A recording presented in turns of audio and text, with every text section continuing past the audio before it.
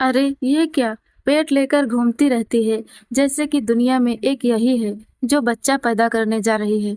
जाने कितना आराम करेगी। सज धज कर तो खुद को ये हीरोइन समझती है। मेरे पैरों की तो ये धूल भी नहीं है, और इस बेशर्म को इतनी बातें सुनाने का कोई फर्क भी नहीं पड़ता। बेशर्म चिकना घड़ा जो है, देखो कैसे देख रही है। अपने कमरे में आराम कर रही रूबी को आंखें दिखाकर कहा, खाना क्या तेरी माँ बनाएगी आकर।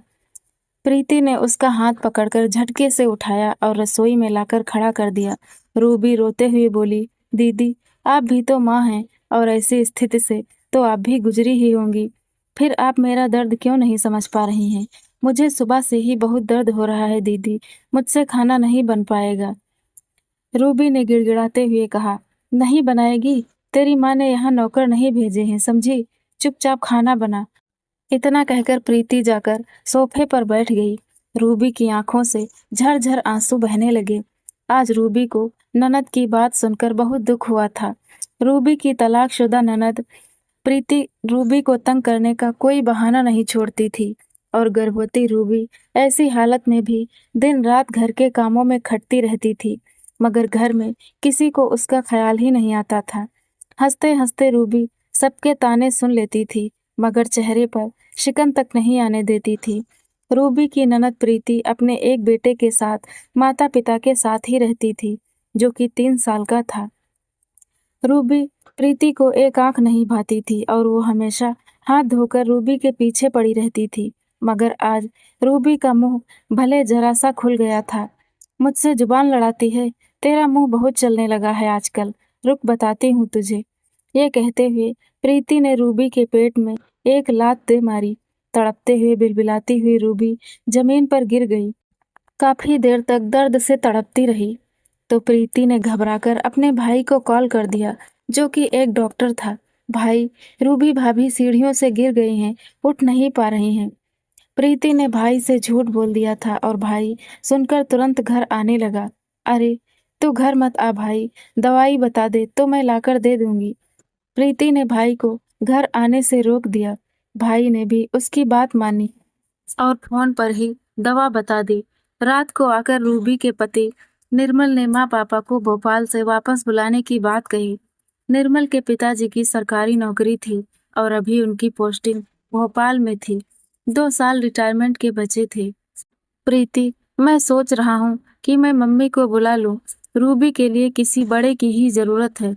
अरे भाई, मैं हूं ना, मैं रख तो रही हूँ उसका ख्याल। तुझे कोई शक है क्या? निर्मल ने आगे कुछ नहीं कहा और अपने कमरे में चला गया। कैसी हो रूबी अब तुम? बिस्तर पर लेटी रूबी ने निर्मल से कमरे में घुसते ही पूछा। ठीक हूँ। सुस्त मुरझाए से चेहरे को देखकर निर्मल ने आगे कहा, तुम सीढ़ियों से गिर कैसे गई? संभल कर नहीं चल सकती क्या? ये आपसे किसने कहा? इस बात पर रूबी ने फटी आंखों से निर्मल की तरफ देखकर कहा, अरे, मुझे कौन बताएगा प्रीति के अलावा? निर्मल ने तुरंत कहा, उनके झूठ पर भी भरोसा हो गया आपको? कहते कहते रूबी की आंखें गीली हो चुकी थी और आंसू बह रहे थे। कहना क्या चाहती हो तुम? यही कि आपकी बहन ने आज बेवजह मेरे पेट पे लात मारी है। मेरा बच्चा मर भी सकता था। ये जब देखो तब मेरे पीछे पड़ी रहती है। खुद तो यहाँ भाई के घर में पड़ी है और मुझे ताने सुनाती है। रूबी की बात सुनकर पहले तो निर्मल अवाक सा खड़ा देखता रहा, लेकिन अगले ही पल बोला, तुम कहना चाहती हो कि मेरी बहन ने तुम पर हाथ उठाया? हद करती हो। इतना झूठ बोलकर मेरी बहन को गलत साबित करके तुम्हें क्या मिलेगा रूबी? खबरदार, अगर दोबारा मेरी बहन के बारे में झूठ बोलकर मेरे कान भरने की कोशिश की तो। रूबी ने सोचा था कि आज तो निर्मल उसकी तरफ बोलेगा, मगर यहाँ तो उल्टा ही हो रहा था। तुम उनसे खुद क्यों नहीं पूछ लेते? आज रूबी ने आमना सामना करने की ठान ली थी। निर्मल ने इस बात पर तुरंत रूबी को प्रीति के सामने ले जाकर खड़ा कर दिया। प्रीति, तुमने आज इसके साथ क्या किया था? ये सीढ़ियों से कैसे गिरी? निर्मल ने तेज आवाज में प्रीति से पूछा। प्रीति पहले तो सकपका गई, क्योंकि उसे तो उम्मीद ही नहीं थी कि भाई आकर उसके सामने बात करेगा। मैं क्या करूंगी भाई भाभी के साथ? इन्होंने झूठी शिकायत की है क्या मेरी? एक बात कहूँ भाई, एक तो मैं पहले ही मुसीबत में हूँ, ऊपर से ये मुझे घर से निकालने की धमकी देती है। तू ही बता, मैं कहाँ जाऊंगी? ससुराल वाले तो मुझे पहले ही मारने को तैयार बैठे हैं और अब तो ये घर भी मेरा नहीं है। प्रीति ने ऐसा कहते हुए नाटक करके रोना शुरू कर दिया। उसका ये नाटक रूबी तो अच्छी तरह समझ रही थी, मगर निर्मल से अपनी बहन का रोना देखा नहीं गया। निर्मल रूबी पर दहाड़ते हुए बोला, तुम्हारी हिम्मत कैसी हुई प्रीति से ये बातें कहने की? वापस ये नहीं बल्कि तुम जाओगी। ये घर इसका है और हमेशा हमेशा इसका रहेगा। ऐसा कहकर निर्मल ने रूबी को घर से बाहर ऐसी हालत में धक्के मारकर निकाल दिया। निर्मल, निर्मल मेरी बात तो सुनो, मेरा विश्वास करो, ये सब झूठ है। रूबी बाहर से ही निर्मल को आवाज दे रही थी, मगर निर्मल ने उसकी आवाज को अनसुना कर दिया तो रूबी बाहर ही बेहोश हो चुकी थी। पड़ोस वाली चाची सास को रूबी से काफी लगाव था। उन्होंने रूबी को सड़क पर बेहोश पड़े देखा तो उन्होंने तुरंत दरवाजा खटखटाया, लेकिन किसी ने भी दरवाजा नहीं खोला। तो वो जल्दी से रूबी को अपनी बहू की मदद से अस्पताल लेकर गए, जहां पर पता चला कि रूबी का बच्चा पेट में ही मर चुका है। उन्होंने सुबह जब प्रीति को ये खबर दी तो झूठा नाटक करते हुए अस्पताल पहुंचकर रूबी को सहानुभूति देने लगी। कुछ दिन बाद रूबी घर आ चुकी थी और आज निर्मल के माता पिता भी आने वाले थे। रूबी जान चुकी थी कि अब उसका बच्चा मर चुका है और उसके आंसू रुकने का नाम ही नहीं ले रहे थे और रोते हुए बोली, निर्मल, अगर दीदी ने उस दिन मुझे लात ना मारी होती तो आज मेरा बच्चा जिंदा होता। भाई देख रहे हो कैसे इल्जाम लगा रही है ये मुझ पर। अपनी बहन के रोने का नाटक देखकर निर्मल चिल्लाकर बोला, बकवास बंद करो अपनी और दूसरों पर इल्जाम लगाना भी। मुझे ये सब मत बताओ, डॉक्टर हूं मैं और सब समझता हूँ। खुद ठीक से ध्यान नहीं रख पाई और इल्जाम प्रीति पर लगा रही है। अरे, मैं तो अब तुम्हें घर में ही नहीं रखना चाहता, मगर मम्मी पापा की वजह से मजबूर हूँ और अगर यही हरकतें रही तुम्हारी तो बाहर फेंक दूंगा। निर्मल कुछ सुनने को तैयार नहीं था। रूबी और सिसक कर रो पड़ी, मगर कुछ कह नहीं पा रही थी। उसकी तबीयत और खराब होती जा रही थी। भाई, इसको बोलो कि खाना बनाए जाकर, बहुत जोर से भूख लगी है। मेरा बेटा भी भूखा है कब से, प्रीति ने कहा। ये सुनकर उसने रूबी की तरफ देखा, मगर रूबी ने चेहरा घुमा लिया। ऐसे में निर्मल ने उसका हाथ पकड़कर खींचा और बेड से नीचे उतार दिया। जाओ जल्दी से, सुना नहीं क्या? निर्मल जोर से चिल्लाया था। प्रीति भी खड़ी खड़ी ये सब देख रही थी और अंदर ही अंदर खुश हो रही थी। रूबी के डगमगाते पैर किचन के तरफ बढ़ चुके थे कि तभी दरवाजे की बेल बजी और प्रीति ने जाकर दरवाजा खोल दिया। मम्मी, प्रीति ने जैसे ही माँ को देखा लिपट गई। अरे, रूबी कहाँ है? माँ ने उसको खुद से एक तरफ हटाया और रूबी को ढूंढती हुई अंदर चली गई। प्रीति ये सब खड़ी देखती रह गई। देखो कैसे उसको ढूंढ रही है, अपनी बेटी की तो परवाह ही नहीं है। पीछे से प्रीति बड़बड़ाए जा रही थी। इधर उधर देख कौशल्या जी ने जैसे ही किचन में रूबी को देखा तो चिल्ला पड़ी, रूबी, यह क्या कर रही हो बेटा? इस हालत में यहाँ काम कर रही हो? किसने कहा तुमसे? रूबी कौशल्या जी को देखकर दहाड़े मारकर रोने लगी। कौशल्या जी ने रूबी को अपने आंचल में समेट लिया और रूबी को वहां से हटाकर ड्राइंग रूम में ले जाकर हाल में बिठाया। कैसे हुए बेटा ये सब? कौशल्या जी ने रूबी के सिर पर हाथ रखकर बोला, लेकिन रूबी से कुछ बोलते न बना। कौशल्या जी रूबी के दुख की पीड़ा को समझ रही थी, मगर अब कुछ नहीं किया जा सकता था। तभी अंदर से निर्मल निकल कर आया। बेटा, ये कैसे हो गया? जैसे ही कौशल्या जी ने निर्मल से पूछा, उसके जवाब देने से पहले ही प्रीति बोल पड़ी, मम्मी, ये सीढ़ियों से गिर गई थी। प्रीति के इतने फुर्ती से जवाब देने पर कौशल्या जी ने घूर कर देखा। इस पर तुरंत निर्मल बोल पड़ा, हाँ मम्मी, ऐसा ही हुआ है। कौशल्या जी अभी भी सच्चाई से अनजान थी। उन्होंने रूबी का सिर अपनी गोद में रखकर सहलाने लगी। कौशल्या जी को सहलाते देखकर प्रीति के गुस्से का ठिकाना नहीं था। फिर से कुछ करना पड़ेगा। प्रीति के मन में फिर कोई कारनामा पलने लगा था और जिसे वह जल्दी ही अंजाम देने वाली थी। कुछ दिन तक आराम करने के बाद रूबी ठीक होकर पहले जैसी हो चुकी थी, जिसे देखकर उसकी सास कौशल्या जी भी खुश थी। ससुर जी भी उसका खूब ख्याल किया करते थे। उसके लिए फल मेवे सब लाकर रखते थे। प्रीति सब देखकर इतने दिन तक मन में कुढ़ती रही और इस सब का बदला लेने की भावना उसके मन में और मजबूत होती गई। एक दिन जैसे ही रूबी अपने कमरे में घुसी, उसने प्रीति के हाथ में अपनी सोने की चैन देखी। अरे दीदी, क्या हुआ? ये आपको कहाँ मिली? रूबी ने प्रीति के हाथ में सोने की चैन देखते ही कहा, मुझ पर झूठे इल्जाम मत लगाओ, बल्कि मैं तो इसे बाहर से उठाकर लाई थी तुम्हें देने के लिए, मगर तुम अपने कमरे में ही नहीं थी। प्रीति रूबी पर बरस पड़ी थी। अरे दीदी, इतना झूठ क्यों बोल रही हो? ये चैन तो मैंने कितने दिनों से पहनी ही नहीं है। रूबी प्रीति की बातों से हैरान थी। तभी कौशल्या जी प्रीति को चिल्लाकर सुनकर कमरे में आ गई। मम्मी देखो, आपकी बहू की हिम्मत इतनी बढ़ गई है, ये मुझ पर सोने की चैन चुराने का इल्जाम लगा रही है। रूबी, क्या हुआ बेटा? प्रीति ऐसा नहीं कर सकती है। मम्मी जी, मैंने ऐसा नहीं कहा, दीदी को गलत फहमी हुई है। रूबी बार बार सफाई देती रही, मगर प्रीति रूबी को ही गलत साबित करने पर तुली रही। कौशल्या जी ने दोनों में हुई गलतफहमी की बात को ही सच माना और बात को टाल गई थी, मगर प्रीति के हौसले बुलंद हो चुके थे। जब से रूबी का बच्चा गिरा था, तब से निर्मल रूबी से खिंचा खिंचा सा रहने लगा था। प्रीति ने भी आग में घी डालने का काम किया। एक दिन प्रीति का बेटा भूख से तिलमिलाकर रोए जा रहा था और प्रीति फोन पर सहेली से बात करने पर लगी हुई थी। रोते रोते प्रीति का बच्चा गिर पड़ा तो दौड़कर रूबी ने उसको चुप कराया, जिसे देखकर प्रीति का गुस्सा सातवें आसमान पर चढ़ गया और चिल्लाते हुए बोली, तेरी हिम्मत कैसे हुई मेरे बच्चे को गोद में उठाने की? अपने बच्चे को तो पैदा होने से पहले ही खा गई, अब क्या मेरे बच्चे को भी मारना चाहती है? दीदी, आप ये कैसी बात कर रही हैं? मैं तो बस उसको चुप करा रही हूँ। चुप कर, तू मेरे बच्चे को मारकर पूरी जायदाद की मालकिन बनना चाहती है ना?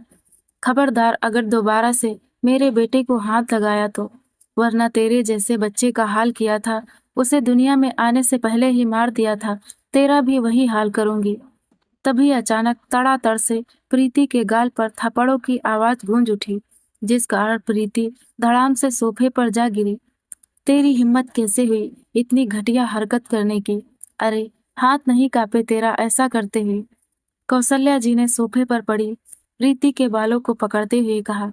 इतने में राम प्रसाद जी भी वहां पहुंचे थे।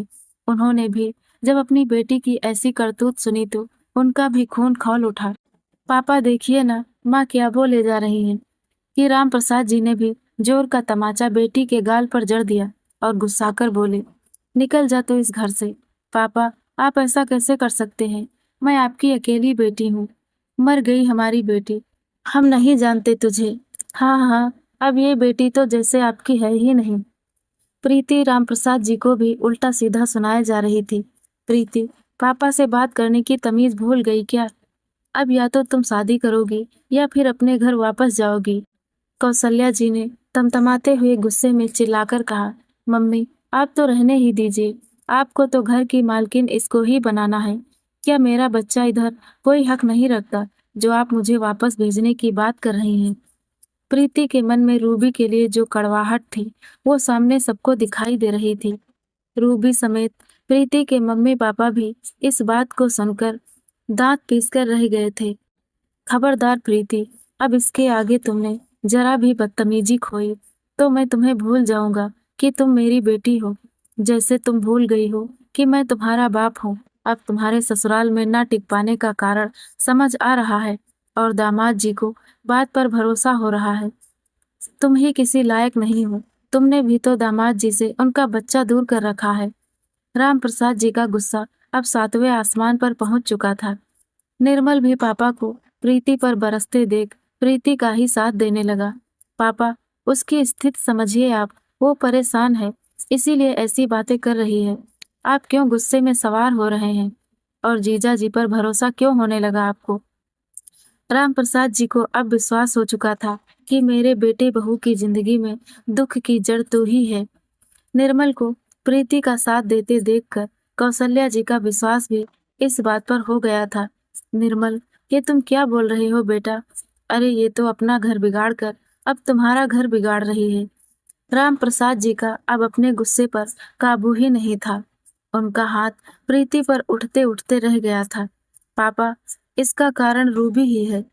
रूबी भी इसको जब देखो घर से भेजने के बारे में सोचती रहती थी। तभी ये हक की बात कर रही है। निर्मल ने जब ऐसा कहा तो कौशल्या जी ने निर्मल को इस बात पर लताड़ लगाई। तुम अपनी बीवी को ही नहीं जानते कि वो ऐसा कर भी सकती है या नहीं। कौशल्या जी की बात सुनकर निर्मल की बोलती बंद हो गई। पापा, मैं अपना हक लेकर रहूंगी। प्रीति एक बार फिर तेज आवाज में बोल पड़ी। अरे, निकालना है तो उस डायन को घर से निकालो। राम प्रसाद जी गुस्से में दंदनाते हुए बोले, खबरदार प्रीति, अगर एक शब्द भी और बोला, मैं मैं क्या करेंगे आप? प्रीति ने अपने पापा से दोबारा ऐसा कहने पर कौशल्या जी ने इस बार प्रीति को थप्पड़ जड़ दिया। प्रीति ने गुस्से में अपने कमरे में जाकर दरवाजा बंद कर लिया। सब अपने अपने कमरों में जा चुके थे और ना ही किसी ने रात का खाना खाया। ये सब देखकर रूबी से रहा ना गया। निर्मल, दीदी जो मांग रही हैं उन्हें दे दो, मगर इस तरह का माहौल मत बनने दो। रूबी ने अपने मन की बात निर्मल से कही। अच्छा, अब तुम तो रहने ही दो। ये सब तुम्हारे ही कारण जो हो गया है। तुमसे कोई नहीं जानना चाहता कि क्या करना है।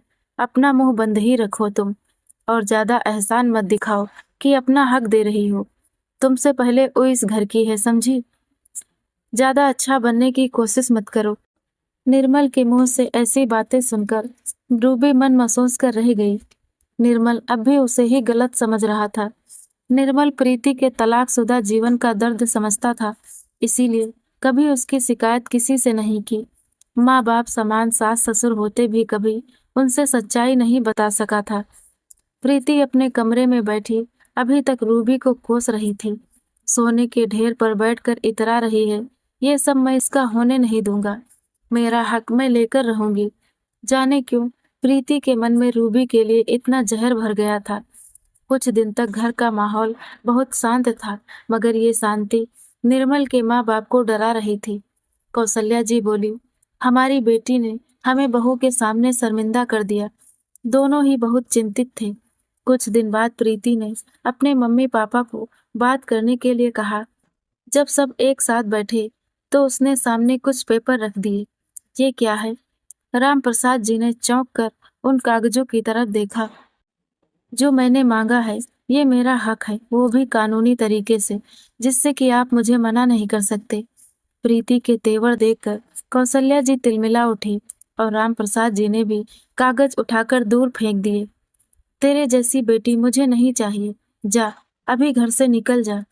अब मैं समझ चुका हूँ कि निर्मल की जिंदगी में जहर कौन घोल रहा है। तुझसे अपना घर तो संभाला नहीं गया और अब अपने भाई का घर तोड़ने के लिए यहाँ बैठी है। रामप्रसाद जी की बातें सुनकर प्रीति ने पास खड़ी रूबी के मुंह पर तमाचा मार दिया, जिससे रूबी सहम गई। मगर प्रीति की इस हरकत का निर्मल पर अब भी कोई असर नहीं था। कौशल्या जी ने प्रीति को ऐसा करते ही उसका कसकर हाथ पकड़ा और बाहर के दरवाजे से बाहर कर दिया। खबरदार, जो घर के अंदर तूने कदम भी रखा तो। कौशल्या जी की ये बातें सुनकर प्रीति ने जमीन पर पड़े कागज उठाए। पापा, इस पर बिना साइन करवाए नहीं जाऊंगी मैं। पापा, दे दीजिए ना, जो भी दीदी मांग रही हैं सब इनका ही है। इस बार रूबी ने पहली बार अपने सास ससुर के सामने कुछ कहा, मगर प्रीति को यह भी बर्दाश्त नहीं हुआ। तू कौन होती है मुझे ये देने वाली? तेरी तो जान ले लूंगी मैं। तेरे पेट पर लात मारी थी, भूल गई क्या? ये कहकर प्रीति ने रूबी के बाल खींचकर उसका हाथ पीछे की तरफ मरोड़ दिया। प्रीति की इस बात पर निर्मल के होश उड़ गए। प्रीति की बात सुनकर जैसे बुत ही बन गया था। निर्मल बच्चा खोने का दुख आज तक झेल रहा था और उसका कारण वो रूबी को ही मानता था। प्रीति ने भी रूबी को झूठ बोलकर उसको निर्मल की नजरों में गिराने की कोई कसर नहीं छोड़ी थी, मगर आज तक जिस बहन के दुख को सबसे ऊपर समझता आया था, वही उसके ऊपर पत्थर मार चुकी थी। निर्मल ने तुरंत फोन निकालकर अपने जीजा जी को फोन किया। आप दीदी को ले जाना चाहते हैं तो हम तैयार हैं, कल ही ले जाइए। ये सुनकर प्रीति के होश उड़ चुके थे। उसने निर्मल से ऐसी उम्मीद ही नहीं की थी। अब तू भी मेरा दुश्मन हो गया। प्रीति अपने भाई निर्मल पर जोर से दहाड़ी थी, मगर अब तक निर्मल की आंखें खुल चुकी थी। दीदी, आपने भी तो मेरा बच्चा छीन लिया। आपको शर्म नहीं आई मेरी पत्नी के पेट पर लात मारते हुए? क्या अब आप मुझे वो वापस दे सकती हैं?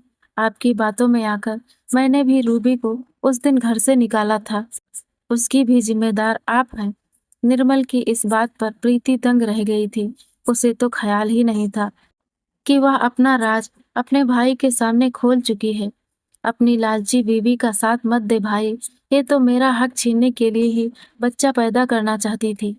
ये नहीं चाहती थी कि मेरे बच्चे को कुछ मिले। इस बार भी प्रीति ने रूबी पर ही इल्जाम लगाया। दीदी, लालच तो आपने दिखाया है। रूबी तो सब कुछ आपको देने के लिए ही मुझसे कह रही थी, मगर मैंने इसको ही गलत समझा। निर्मल इस बार अपनी गलतियों पर पछता रहा था और इसके बाद उसने रूबी से माफी भी मांगी। तुझसे अच्छी तो ये बहू है जिसने आज तक तेरी कोई बात हम तक नहीं पहुंचाई, और एक तू है कि भाई का ही बच्चा छीन डाला। रामप्रसाद जी और कौशल्या जी दोनों ने अब प्रीति को जमकर लताड़ रहे थे, लेकिन आज प्रीति के मुंह से आवाज निकलना बंद हो गई थी। आज कोई उसका साथ नहीं दे रहा था। घर के सारे लोग उसके खिलाफ खड़े थे। प्रीति, तूने रिश्ते का लिहाज ही नहीं किया। ये तो रूबी की अच्छाई है कि ये इतना होने के बाद भी चुप रही। कौशल्या जी बिना रुके बोलती जा रही थी। आज हर एक उंगली अपनी तरफ उठती देख प्रीति चुप हो गई थी। प्रीति, अगर तेरे साथ ये हुआ होता, अगर तेरे पेट पर किसी ने ऐसे ही लात मारी होती और तेरा बच्चा मर जाता तो तब तो क्या करती? क्या उससे नफरत नहीं करती? कौशल्या जी ने प्रीति को झिंझोड़ कर सवाल किया। अब प्रीति भीगी आंखों से उनकी तरफ देख रही थी। शायद उसे पश्चाताप हो गया था और माफी मांगने लायक भी नहीं थी। नीचे बैठी प्रीति शर्मिंदा होकर बस जमीन में नजर गड़ाए रो रही थी। तभी रूबी उसके करीब आई। दीदी, कोई बात नहीं, आपसे गलतफहमी में हो गया, मगर इंसान से गुस्सा भी सब कुछ करवा सकता है। ये तो आपने देख ही लिया, गुस्से में सही गलत दिखाई ही नहीं देता। रूबी की बातें सुनकर प्रीति ने हाथ जोड़कर सिर झुका लिया। मैं तो माफी मांगने के लायक ही नहीं हूँ, मगर हो सके तो मुझे माफ कर देना रूबी। प्रीति रोते हुए माफी मांग रही थी। तुझे क्या लगता है प्रीति कि तूने जो हमारे घर के चिराग को हमसे छीन लिया है, उसके बाद तुझे कोई यहाँ माफ कर पाएगा? पर अब सब ठीक करने की इच्छा हो तो कल दामाद जी के साथ चुपचाप इस घर से चली जाना।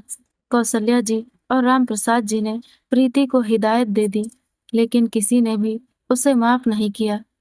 अगले ही दिन उसके पति उसे लेने आ गए थे।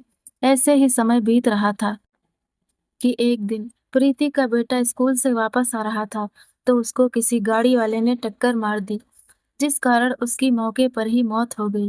प्रीति बस दहाड़े मारकर रोए जा रही थी कि उसके कर्म ही उसके आगे आ गए। जिस तरह से उसने अपनी भाभी का बच्चा छीन लिया था, आज भगवान उसी तरह उसके किए की सजा देकर उसके बच्चे को उससे छीन लिया।